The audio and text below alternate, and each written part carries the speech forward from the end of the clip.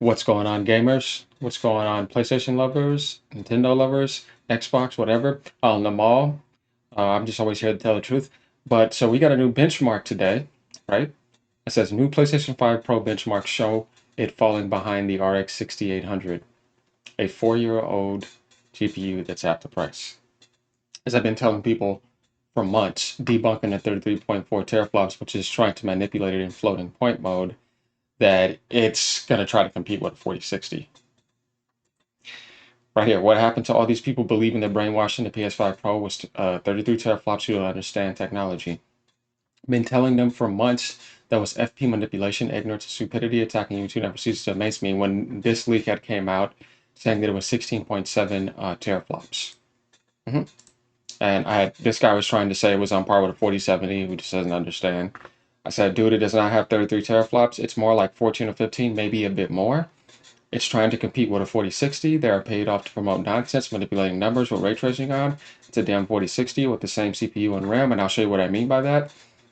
And I'm getting tired of this fantasy nonsense people are making up to make a mid AMD PC with a PS5 like want to look better than it is. Then this dude says 32 teraflops is the FP calculation. He understands it though. I'm not saying anything against him. Not the true specs. However, TCMF, we're going to go into him again because he's doing it again. Is known for his speculation, has been called out on it several times. And then I said, yes, floating point, but it's misleading. It's like me saying the PlayStation 5 is 20 teraflops and the Series X is 24. What do I mean by that? Direct machine learning, because a lot of people are saying is this because it has machine learning. I'm like, the Series X had it at day one.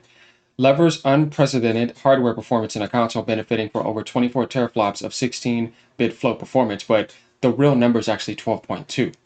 So this is what they're doing. Let's go over here and take a look at the RTX 4060. It has 15.11 teraflops at FP32 float, because it's RDNA 3. And 236 G-flops. See, when you start getting into all that, that's what's like, okay. But the clock speed is very high. Now let's go down here and watch this, y'all. And I want y'all to think about this. 15 teraflops, right? With a ray tracing performance of 35 teraflops. See?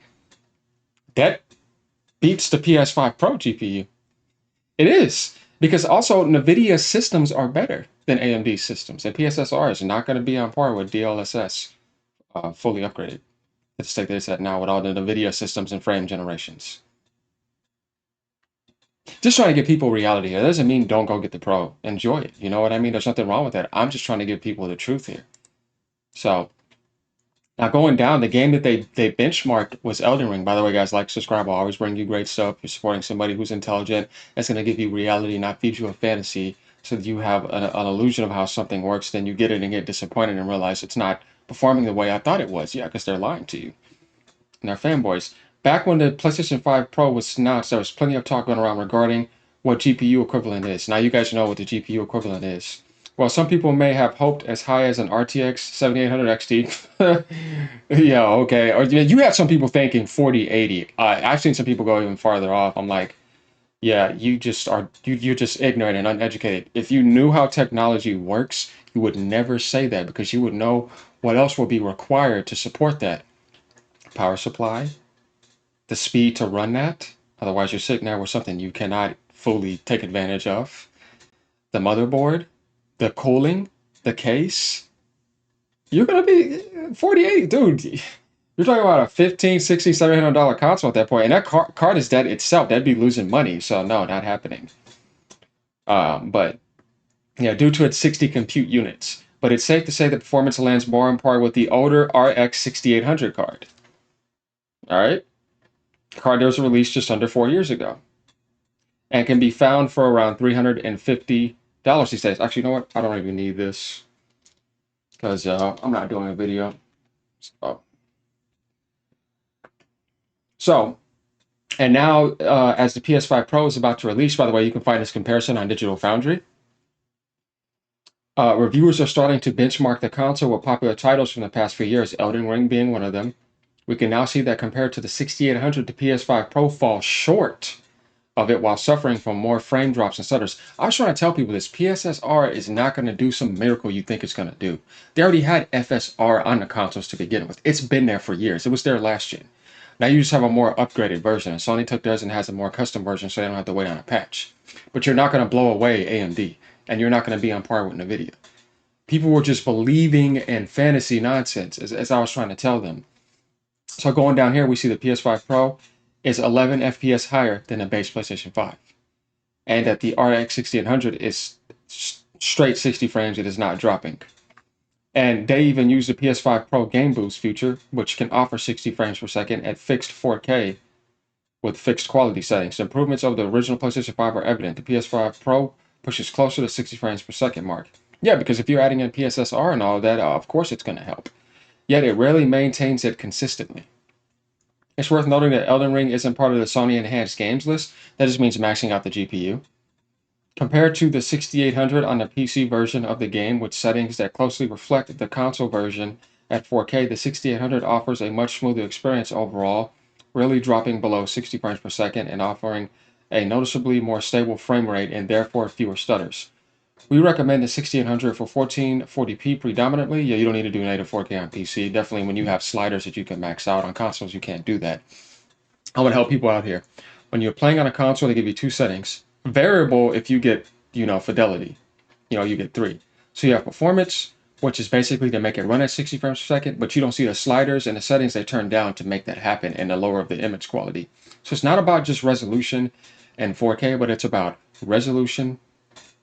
It's about all the settings you have on, frame generation, DLSS, shadow quality, texture quality, shaders, ambient occlusion, depth of field, putting all those from low, medium, high, very high, ultra, you know what I mean? On consoles, you don't get to see any of that. You don't get to see what they show you, along with ray tracing if you want that, which I still think is still early in its development. So the PS5 Pro can keep running at 50 frames per second on like maybe high settings, and the RX 6800 is doing 60 at max settings. You see what I mean? So it's still hard to fully compare if you don't see all those settings like water reflections, all those type of things, texture detail. Consoles, like in order to achieve when they say 4K 60 or whatever, it's more like 1440p upscaled to 4K with like maybe medium and some settings on high, right? If you're doing ray tracing, not happening. So that's what I want to try to let people be aware of, that it's not just about 4K 60, it's about what type of settings do you have on too that you don't see. There's like 15 or 20 of them maybe, but you're not seeing any of that. So they can't compete with a PC in a lot of things. But it's not about trying to say it's better than PC or not. It's just more like this is what you're getting and this is what it can do, right? And not feeding people a fantasy that's not real, like telling them a 4070. It's like, get out of here. No, it's trying to compete with a 4060. And guys, I've been telling people that. We can go down here to some of my older videos. Let's go find it. I've been doing this for a while. PS5 Pro GPU drama. I had to roast people because they weren't listening to me. This was after. Then I said GPU equals, you see right here on my thumbnail, RTX 4060 Ti. Well, not even a Ti now a 4060. I thought it would, but no. And then as I was telling people before too, on my Twitter posts, that it's more like 14 or 15, maybe a bit more on the teraflops. I was pretty accurate about that. That 16 point whatever is it fully maxed out. You know what I mean? And people just didn't want to listen to me. And I did AMD CPU backwards compatible, Sony PlayStation 6, and then in the title I said RTX 4060, not 4070.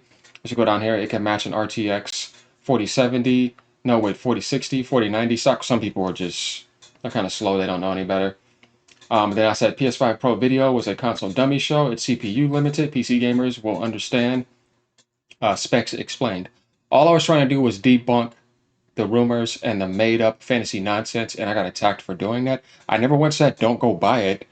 No, I'm not going to tell you what to buy. That's your money, right? What I'm doing is just giving people the hard, grounded reality of it, and they just did not like it. They were getting mad. And then PS5 Pro leak, diskless drive, fake specs, 600, 700 bucks. I was right about that.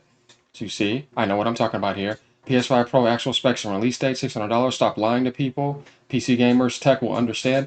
I did a lot of videos, and a lot of people were just getting butthurt because they just couldn't handle what I was saying. They were saying, no, it's 33.4, you're just mad, this and that. It's going to be on par with a 7700 XT, and it's going to be on par with the 4070. Some people were saying 4080, and I'm just like, they're slow, they don't understand. And these are people that just don't understand how technology works. So, oh shit, hold on, let me fix that 1 second. My camera almost fell down. Yeah, these people just don't understand how technology works, and yeah, it just gets annoying after a while. So going down here, gaming PC or PS5 Pro. Well, the thing is that if there's only games on the PlayStation 5, this is the way I think about it, guys. I own a PlayStation because there's going to be exclusives that come on there. And GTA 6 is an example. It's going to be the best place to play it at that point in time. I'm going where I can have the best experience at the time. I'm all about software. It's not about me defending a hardware label. No, I'm where the best video games are at, or where I can get the best experience for the video games I like the most. So there's going to be some Sony games that come out. They probably won't hit PC for a year and a half or two, and some that probably never come. How am I going to play it? I got to have the hardware. You'll see people spend $300 a month, sometimes people more, on gacha. That's close to a damn console, a base console. And then the next month they met microtransactions. They spend $300. In 2 months, you've spent the price of the PS5 Pro damn near. So you'll spend more money on games and DLC and microtransactions and subscriptions and all this other stuff over the time that you own a console times 20. You know what I mean? So I don't think getting a console is really an issue. That's not what this is about. It's more about how does it work and what is it compared to and what is the grounded reality of the stats. Not feeding people nonsense that isn't true. So we see right here, this guy put together a PC that was 800 bucks that actually beats the PS5 Pro because it has a 7700 XT in it. And yeah, I'm pretty sure it can, but I'm not going to build a PC around that price when I can get one that's much better because I don't want to have to replace those parts later. I would get a motherboard that would be able to support way better parts and a CPU that would be able to run every card. And after that, you can just play stuff on and off for like the next 6, 7 years, no problem. So that's my thing about that. If you're going to build a PC, just save up till you can get a really good one. Don't get something close to the PS5 Pro. I would just rather get the console then because you don't want to have to replace all those parts. It gets more expensive over time. But if you wanted to, go ahead. But at least make sure you get a motherboard that can support future stuff. And then like you have to replace the power supply too. Then you have to mess around with the cooling, different case. You know what I mean? Just be careful with that. So that's why I don't care about trying to say, let me build a PC close to it. I wouldn't do that. I would build a PC that would blow it out the water because I have the opportunity to make it way better. And then I would have my PS5 for exclusives like my Nintendo console. And then the Xbox, you don't have to have one because you can do everything you can on the PC that you can on Xbox with Game Pass, and it's all there day one. So unless you just want to own it because you love supporting the console industry like I have, because I've been gaming for 30 plus years, so I do that. But all in all, this is kind of what I wanted to cover about this, just to give people an idea of reality here. And if you guys want to know what the T-flops of an RX6800 is,